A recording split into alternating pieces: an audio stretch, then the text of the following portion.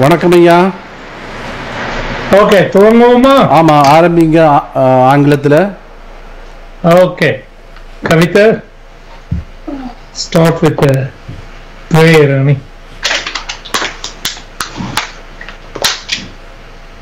Father in heaven, we thank you for blessing us with another end of one week and the beginning of another, and we can get together from many parts of the world. Even while we're traveling, we can still meet and study Bible. Read us now, bless our study, help us to learn what you would have us to do. In Jesus' name I pray, amen. Amen. Friends, we are ready to give a English broadcast, and our topic is the sixth commandment. Very simple, very small. Thou shalt not kill. In other words, you do not murder or kill. Now, to review what we have been doing, we are studying about the 10 commandments. I'm going to ask Kavita to read a version of 10 commandments given in the book of Exodus. Last week, we had a gentleman who talked about honor thy father and thy mother so that your days may be prolonged. So Kavita is going to read that. Kavita, would you kindly go to the chapter, Exodus chapter 20, from verse 1 through all the commandments. So from 1 all the way to the 10th commandment? Yes. Okay. And God spake all these words, saying, I am the Lord thy God, which have brought thee out of the land of Egypt, out of the house of bondage. Thou shalt have no other gods before me.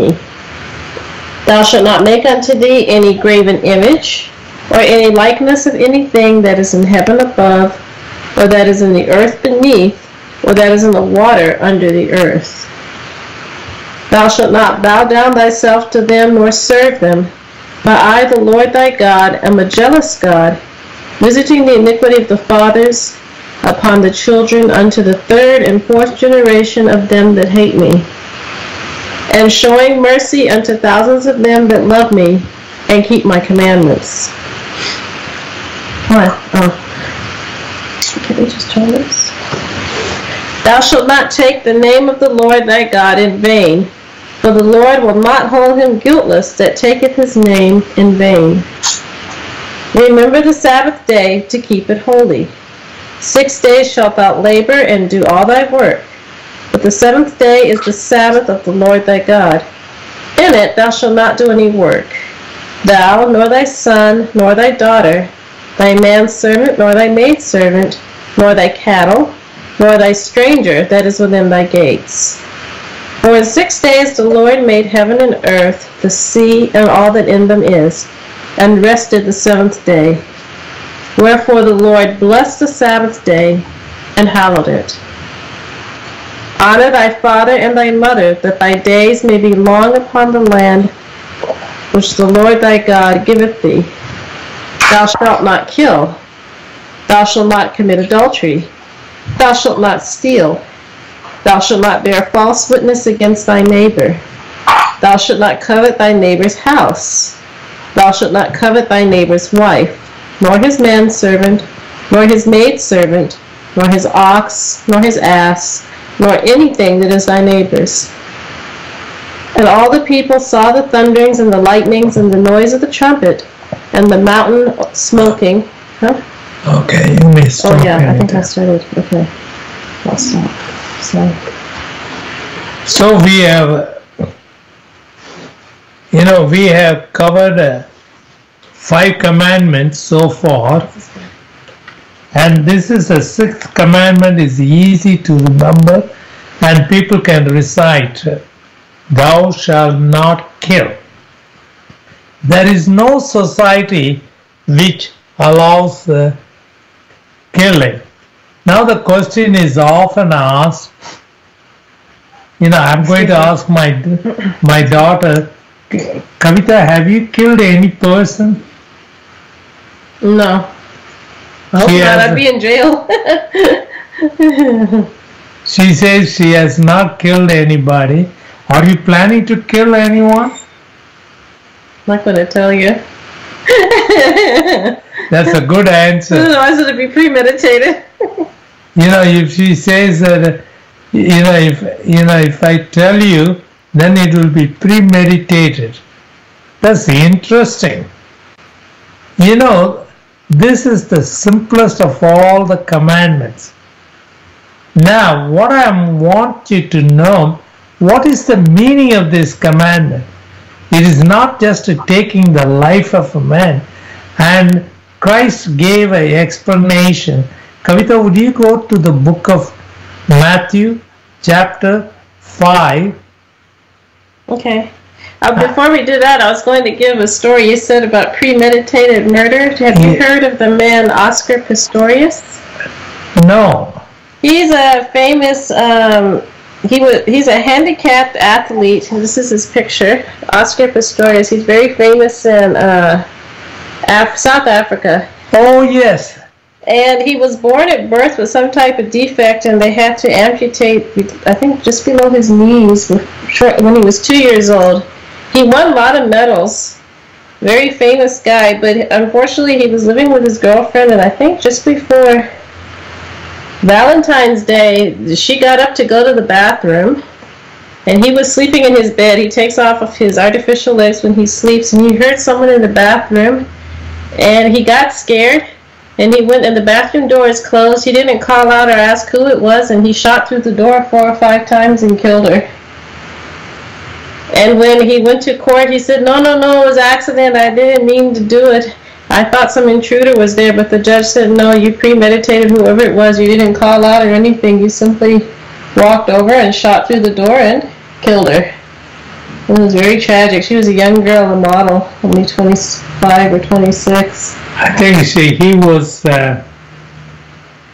he was given a life sentence. I think he's in jail now for 18 to 20. No, he was appealing all the way. And then as of November, he went through all the appeals, and they said, no, you have to go to jail. That's it. So I was thinking about that in premeditated murder. Okay. Kavita, would you kindly go to the book of Matthew and how Christ explains the 6th commandment. Okay, chapter 5. This is a Sermon on the Mount, and then you read the verse anywhere 23 or 24. Start with the 24. He says, unto the ancients it was told, we should not. Matthew chapter 5. Yes. It says, leave thy gift before the altar. Okay, just a few verses before.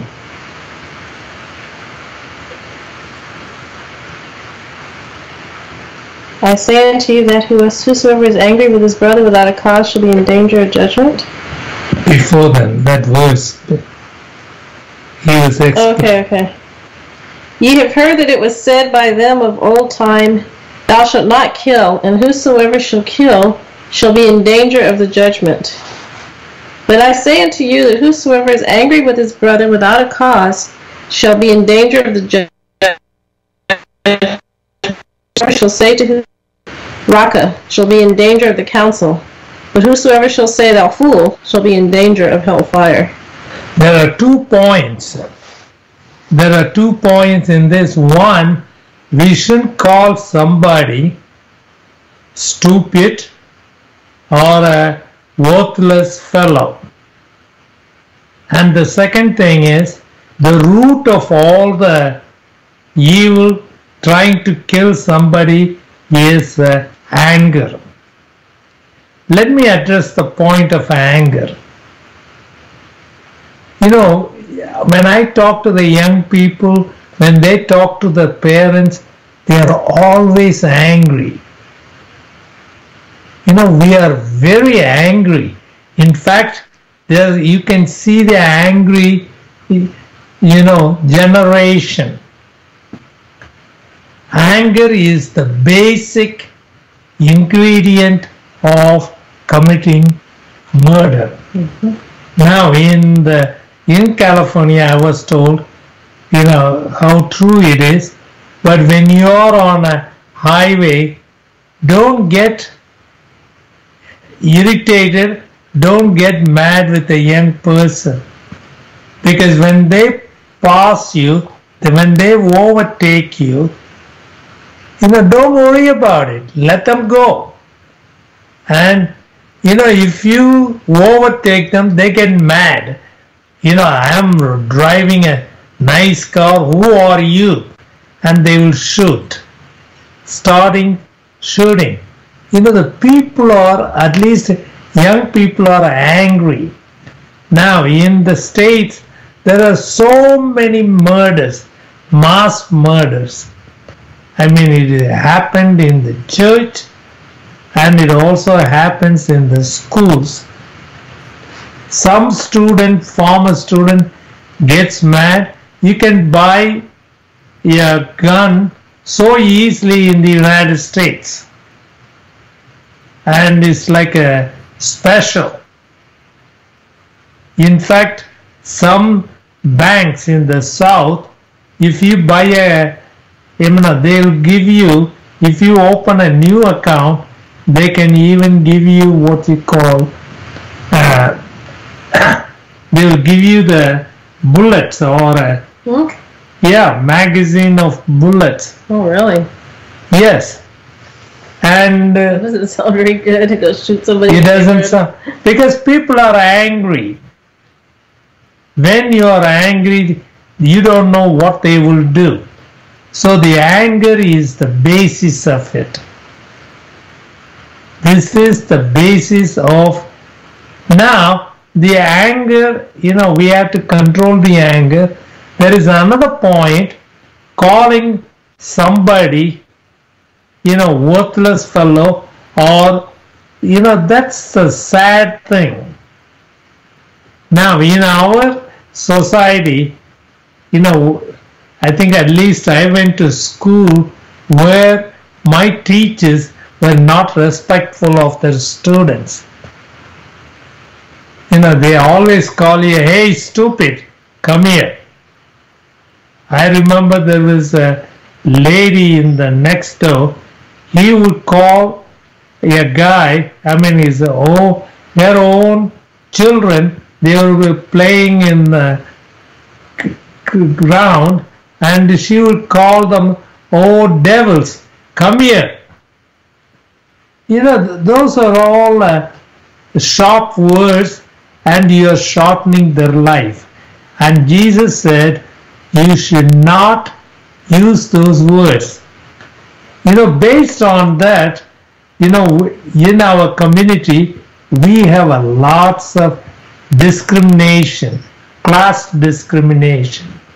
And particularly in India, there is a discrimination based on a caste. And somebody, that has become a basis. I remember how I was ill-treated because I didn't belong to the upper caste. That's a very sad story. But I think that is the basis of our, once you are angry, you can call somebody worthless fellow, and that is equivalent to the murdering.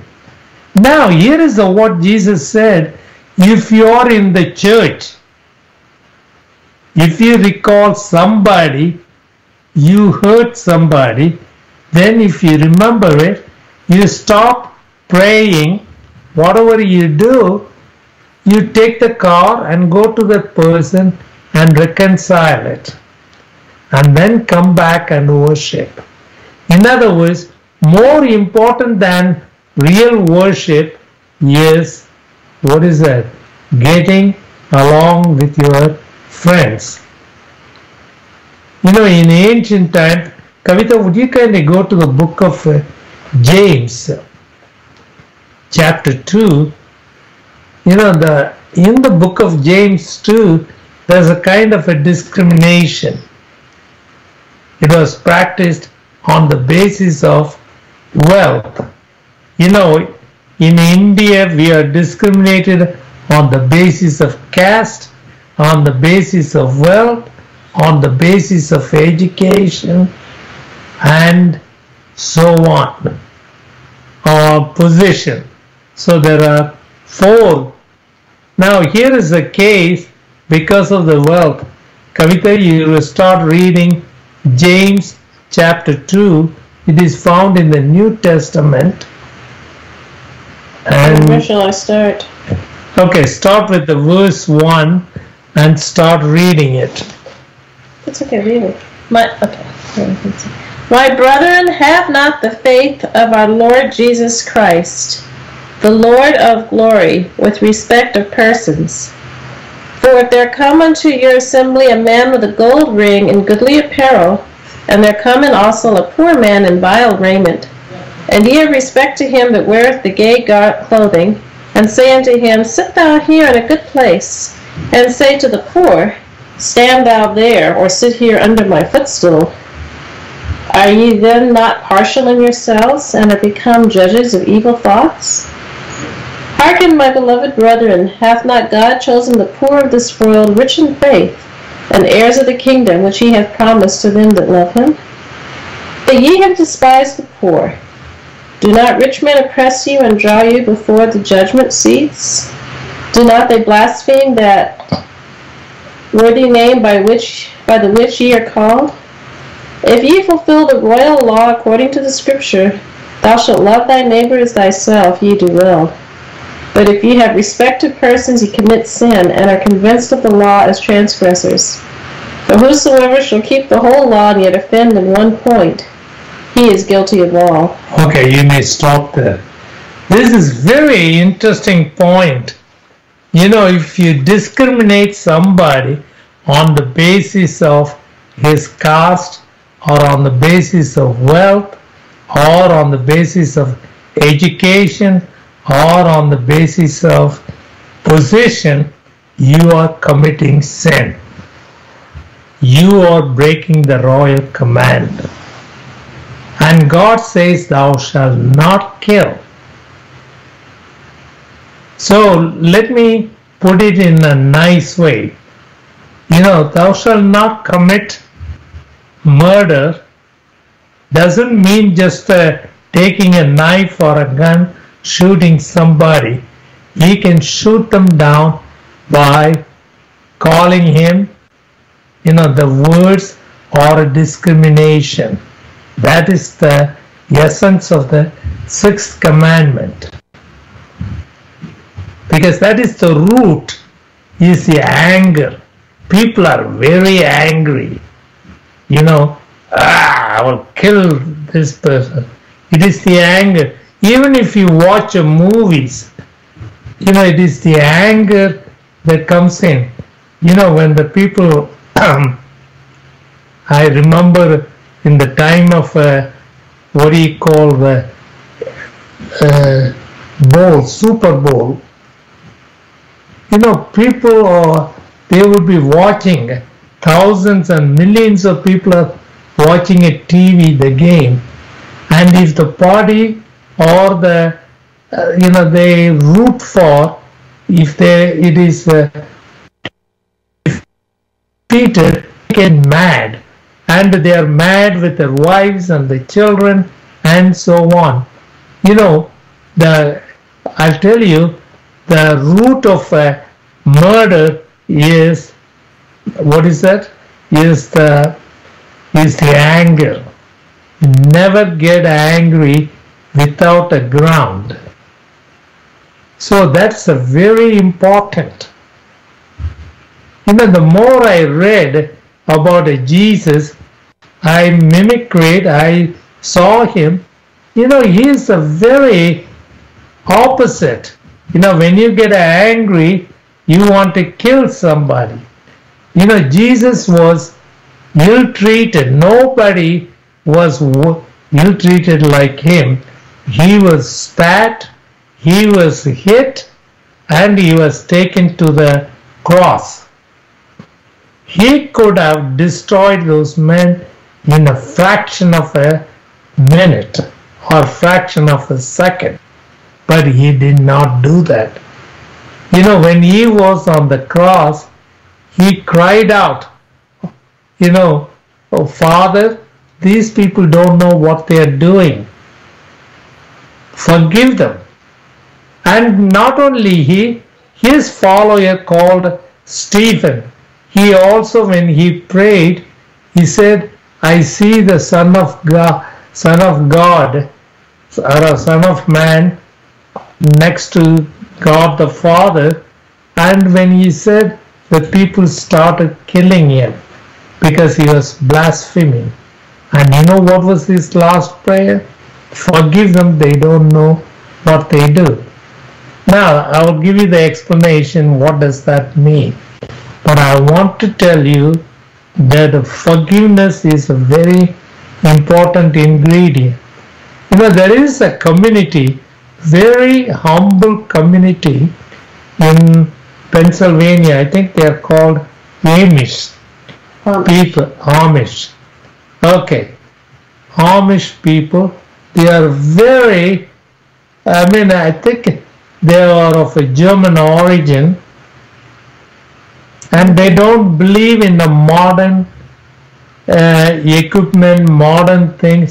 So they don't drive cars. They go, what do you call it, a horse and buggy. I think we bought a heater from them. No, they call it Amish heater? No, they call it a Amish heater, but I don't know whether it was done by them. Okay. You know, but the thing is, they are a very soft-spoken, meek, humble people. Some guy went there,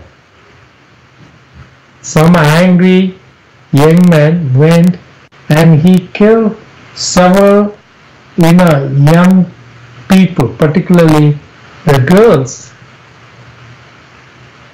But the This community... is an Amish family, I think. Yeah. You have to show that. This is a picture of an Amish family. They remind me of the folks dressing from the 1800s. Yes. They're very simple. Mm-hmm. Very simple. And, you can see it if you Google it. Here they're... Yeah, you can show it right there, camera. They're harvesting the hay. Baling the hay and pulling the horse. They're hard-working people. Yeah. They are very hard-working people. They are very nice people. They don't bother you. They don't believe in modern equipment. They don't have electricity. And they don't believe in a public education. They have their own education. They work very simple, straightforward. And I think you can see the pictures in the Google. Mm-hmm. If you Google it, you will find lots of them. But they were very forgiving what happened on their grounds. Yeah, an angry guy came and he was so angry, he shot so many people. And there was a documentary about it, and amazingly they were forgiving. The whole community was forgiving. They were not clamoring for taking a revenge on that boy or anything, but they are very forgiving. Even they liked him, they loved him, and they supported him. It was a big surprise to the other community. So what I am trying to say is, they showed the true love. In fact, the title of the documentary was Truly Forgiven or Forgiveness. So that's what it is. I think there are so many stories I can go on and tell, and there is one more event. The Jews were basically, Christ's time, were basically biased. They hated Romans, and they didn't, this is a very interesting. Jesus showed courtesy, love, and like. And he pointed out that if a Roman soldier compels you to carry his things for a mile, that is the law. The law requires that they can walk or they can ask any of his subject of Rome to carry his things at least 1 mile. And Jesus said, you go 2 miles. He taught opposite. You love the tax collectors. In those days, they didn't like the tax collectors. And you know what it was amazing. He said, those who hate you, you do the contrary. I think in my own life, I read many times the book, in the Matthew chapter 5, 6, 7. And God pointed out that we should be patient and we should be loving our enemies. And he says, love thy enemies. And the people while I was working, they came and they approached me. Why don't you give us advice or a consulting in a classified materials? I told them that I don't have I don't have a clearance. If you want to give a counsel or advice or consultation in the area which are all classified, and you have to get a clearance. And they have a funny rules. Now they come and explain to you all the weaponry, but they cannot tell how many weapons they made. That is a classified information. They won't tell you. But how it is made, that they will tell you. It's very funny. So I told them, no, I am not interested in consultation, giving a consultation in a classified areas. Because I do not believe in killing people, whether you kill people or whether they we use it for defense. I don't care. That's a kind of you are defending the country, you are defending the community. So I pointed out that Jesus said, thou shalt not kill. And I don't want to find any instrument or any thing that will kill my fellow man. He also commanded the Jewish army to kill a lot of people when he came in. No, I will come to that point. So that's what God said. Now I think Kavita raised a very important point. Well, I remember watching that movie we saw last week. Did you tell them about that guy, Desmond Doss? Yes. Yeah. No, I haven't. Oh, okay. Now the point is that young people always give, and even the churches give. God ordered the Israelites to destroy the Canaanites. In God's original plan, God asked his people, don't worry, I will carry you through. I will drive you out. But you know what the Jews did? The Israelites, we want to fight. We want to do it. And God let them do it. First few times, and they were defeated. But they were stiff-necked people. They didn't want God fight for them. They want to fight for themselves. Many times God allows to our wishes. So that's why he allowed them to do it. And they want to copy the nations around. And the nations around, the way they killed is a genocide.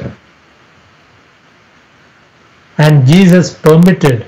But when in the New Testament period, when Jesus came, he said, love your enemies. Anybody who does something bad, go and do good things. Now, so I used that premise not to do the research. I could have been a millionaire, I won't be talking to you. If I were to accept the contracts from the government for what do you call the research, army research, it's a funny thing. In a contract with the army, you don't need to show the profit and loss. By the time you finish your project, it becomes obsolete. Then you ask for a new project. And then you approach your congressman and so on. And if you are a minority, they will give you contracts. So I said, no. I would rather be poor than killing my fellow men.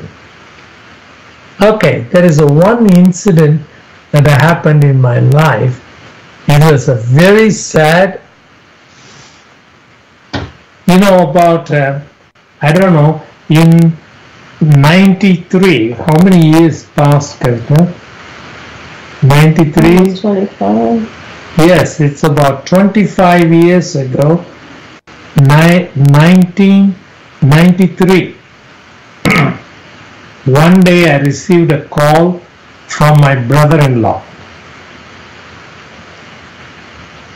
And it was, I think Central Time. It was about 12 o'clock midnight. He said that,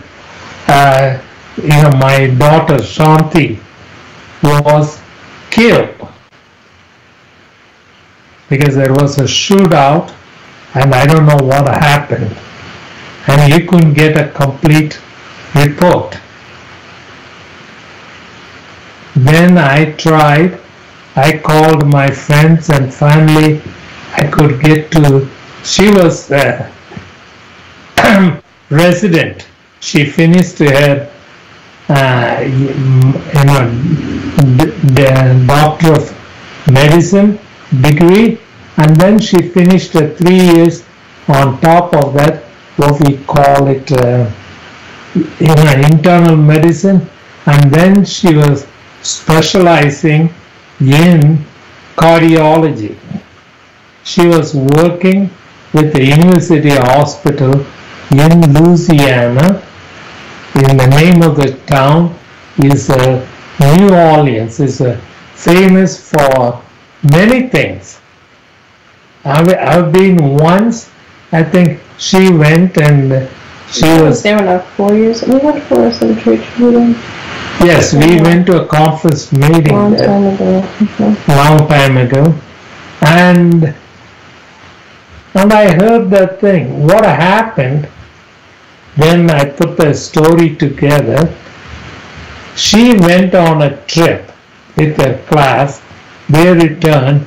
Apparently, she went to buy some groceries.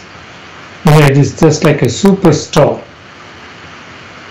She went there and she purchased it. There are two young guys, young fellows, 18 and 22 or 17, 22. They were following her.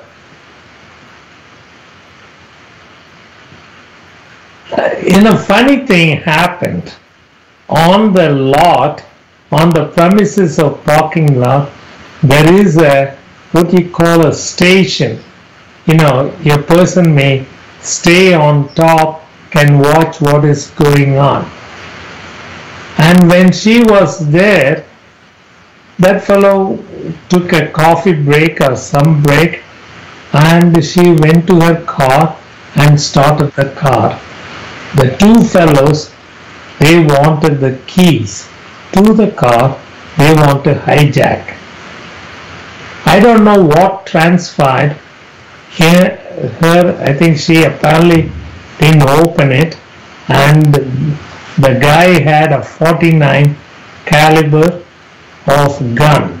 The way I heard it, they asked for the keys, but she jumped in the car and stole and shot her. And they Should have shot given her. the keys, yeah. Yeah, they shot her through the glass. She should have given the keys, yeah. You know, and of course she's a stubborn girl. You know, she had no fear of anybody. But anyway, she was killed. Usually they advise you to give you the keys, but yeah, she was shot. Yeah. Anyway, the point is that, and I received the news in the evening, and I talked, and we all went in the morning. I mean, we took a plane, and we went from the Western Canada to Huntsville, Alabama.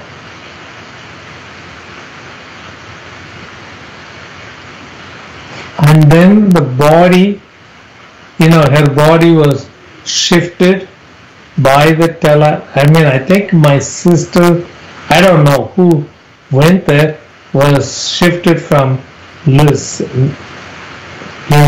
St. Louis to the Huntsville, and then her body was prepared for sea. It was a pathetic scene. And people asked me, and I didn't have much of privilege of shedding tears. I must have cried only 1 hour because I want to be strong for my people. So by the end of the week, there was a, what do you call Kavita? There was a funeral. Everything was done, and I was driving home. Every second, every minute, her memory came and bothered me. And when I was sitting in my room, in my office room, there was a thought flashed in my mind. Well, you're an intelligent person. Why don't you take a revenge on those two boys? Because I knew it's easy to kill them, because that's not a big deal.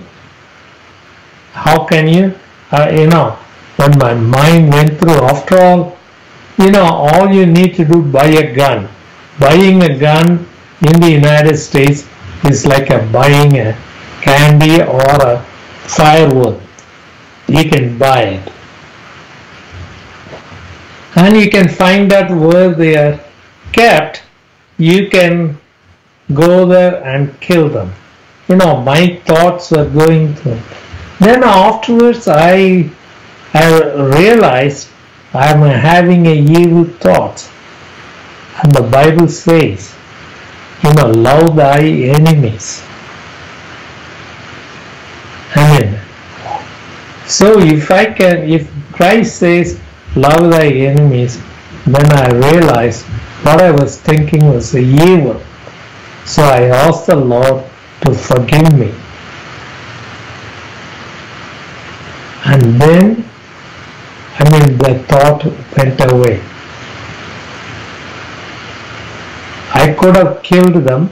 It's not a big deal. All they will say that he was emotional, and they won't give me any hanging. They will put me in a jail. Anyway, boys were caught through the video camera because they had captured it, and then they were prosecuted because of the political reasons of the community.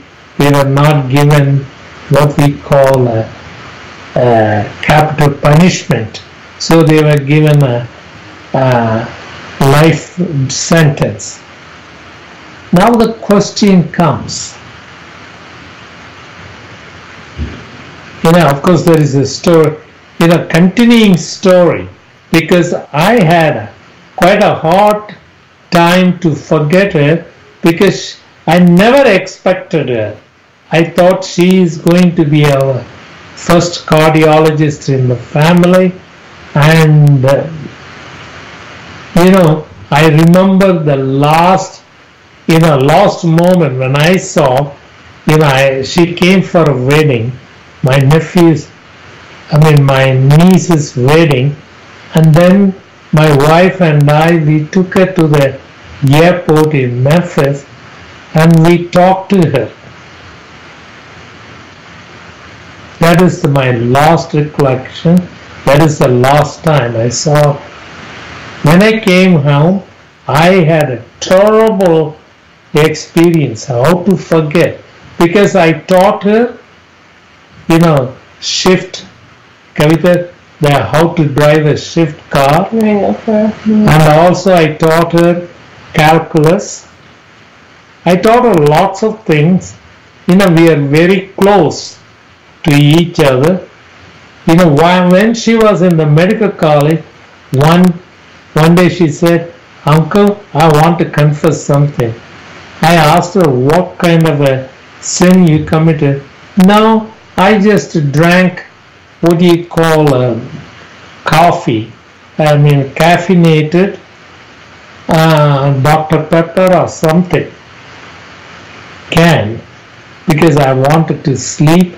I didn't want to sleep, so I want to be awake and steady." I just laughed, and she was so conscientious girl. I can talk about her hours together. I'm going to stop this. Now the question comes, how can I love my enemies? This was a big question. And I finally solved the problem. In the Matthew, Kavita, do you have a Matthew? And, there's a transfiguration of his transfiguration. Jesus took Peter, John, and James to a mountain. And when he returned, I think it is chapter 18 or 17.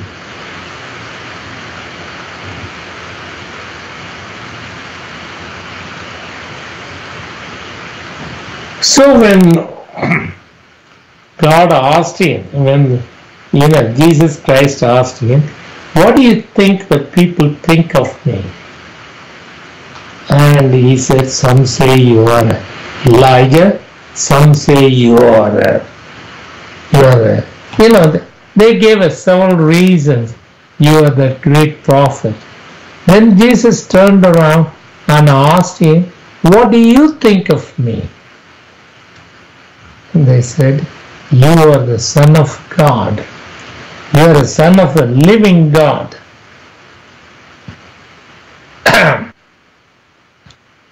And Jesus said, upon this, upon this doctrine, upon this faith, I'll build my church. And I said, the gates of hell are, will not overcome it. Then afterwards, Jesus said, "Don't tell anybody until after I am resurrected." And he didn't understand. And he said, "Look, Son of Man will be going to Jerusalem, and he would be given up to the officials." In those days, they were the religious officials, and they will give it to the authorities. They will kill him. And Peter went and said, "Teacher, Rabbi, don't say such a bad things about you. That's a bad." Even in India, after such a big big event, you're talking about an evil thing. So he said, "You should not talk about it." And Jesus said, "Get behind me, Satan." Just before few minutes ago he said, neither the blood on the flesh will reveal it. My Father in heaven revealed that I am the Son of God. Do you know why? Even a Hitler, you can be comfortable with a Hitler if you remember one thing. It wasn't the Hitler who persecuted. It was behind him. That's a Satan. We can, he who became a servant or a slave of a Satan. Now, whenever you find something bad, it is not they. They are being motivated or said about by the devil. So then you feel, that's why Jesus prayed. Look, they don't know what they are praying.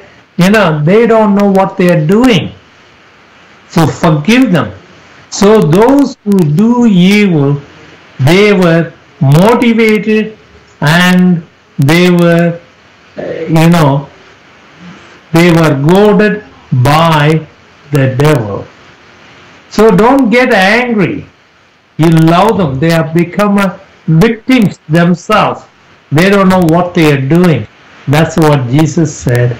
And that's what Stephen, when he died, when he was stoned, he said, Father, forgive them. They don't know what they are doing.